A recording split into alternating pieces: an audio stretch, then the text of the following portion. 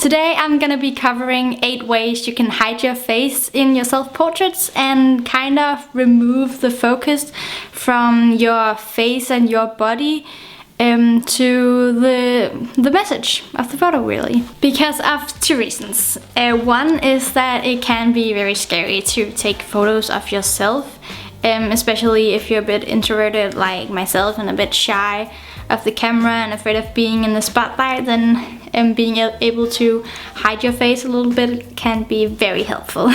Reason number 2 is that making your art more anonymous will, in my opinion, translate your message more effectively and really keep the focus on the message and what you're trying to communicate instead of your body and you as a person.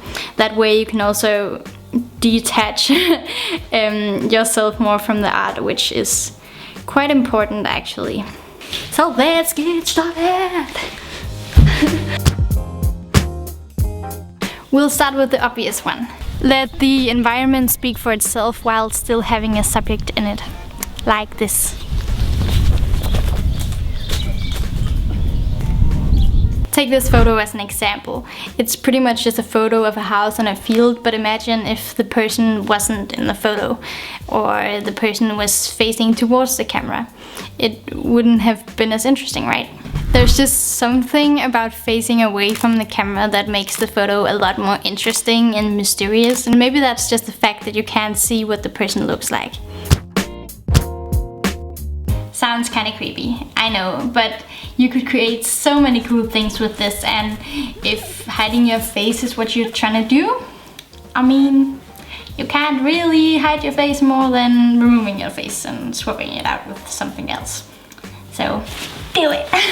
You could create a happy and positive photo by swapping your face out with flowers or something. Or create a depressing and sad photo by swapping your face out with smoke or fire or something. I bet you can come up with so many more ideas of how you could do this. And if you do, let me know in the comments below. Looking at the sun peeking through. Yeah, work it, girl!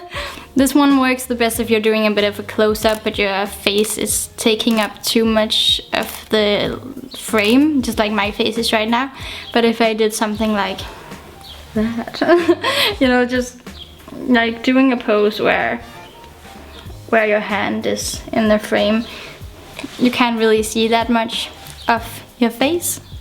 These are just a few of the endless ways you can do that. You can experiment and do that, or do that, or that, or that, or that, or you...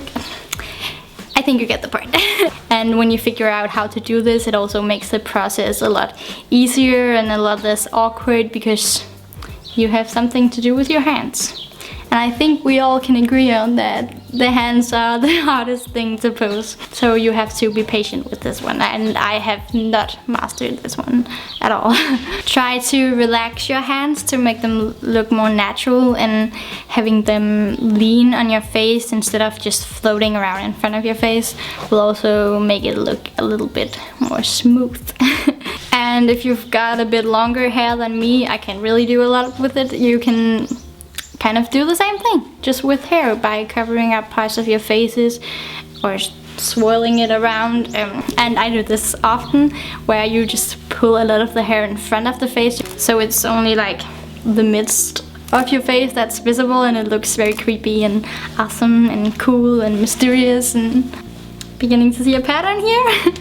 We like the mysterious stuff. But you can also do a mix of both, where maybe your hands are playing with your hair or pulling in it. That would be pretty cool too. But really just get creative with it. I love this one because you can do so much stuff with it. You can use cotton balls all over your face to make it look like a cloud, or use plastic wrap around your face, and just don't forget to breathe. Would be kind of sad. Or you could use a lampshade. No, but seriously, I actually love to do that because not only does it look cool and weird, but it also has a great symbol attached to it. A thing like a lampshade that is associated this much with an object and then placed over a human body is quite a statement to make, and that's what art is about, isn't it? But really get creative with this one. You can do so many different things. Anything that can be wrapped around your face or placed over your face can really be used. And if that thing has some sort of a symbol or a meaning attached to it, you've got yourself something special. We'll stay in the cover your face with weird shit because that's really what this is about place. And paint really is your best friend, because unlike all the other tips I mentioned before, you can really use this over and over and over again. If you used lampshades in all of your photos, people might start getting a little bit stuffed up with lampshades. But paint is a lot more subtle and can really be used in all the photos there is, in my opinion. No, you're not covering up your face completely. We can still see your face and your eyes and your mouth and your nose and all that stuff. But you're really distracting from the fact that it's your face. People will not see you, they'll see the paint. That you? The paint. And paint is just such a cool way to add texture and dimension to your photos too. No, I'm not saying go to Photoshop and slim that nose and brighten the eyes and make your cheekbones pop, girl. Nah-ah. Or do that if that's what you want, because you're a free human being and you're allowed to do whatever you want to. Go do that. I'm actually saying the opposite. Go to Photoshop, make your eyes look huge like a buck, or make your nose bleed, or make yourself look bald. You can do whatever you want. When you do this, the photo doesn't really look like you, so you can't really feel bad if it looks weird, because it's supposed to be weird, and you're supposed to look weird and stupid. This is great for 3 reasons actually. 1, it's hella fun. Just try it, okay? It's so much fun. And 2, it looks awesome. Like my most popular photos on Instagram are the ones where I make my eyes look huge or something like that. And lastly, you're really getting yourself used to seeing yourself when you're not looking too pretty. So win-win. Injecting movement into your photographs via your pose will not only distract from the fact that it's you, and it will hide you depending on what pose it is that you're doing, and it will make the photo a lot more interesting. AKA, people will not think of who it is, but rather what it is. And that's really what we want. When you're still learning to feel comfortable in front of the camera and you don't really know what to do with your hands, doing a pose with movement can really help too, because it comes naturally. Say you were doing a pose where you would run, then I'm pretty sure your hands will follow too. And if you don't think movement will hide your face enough, just run away from the camera, really.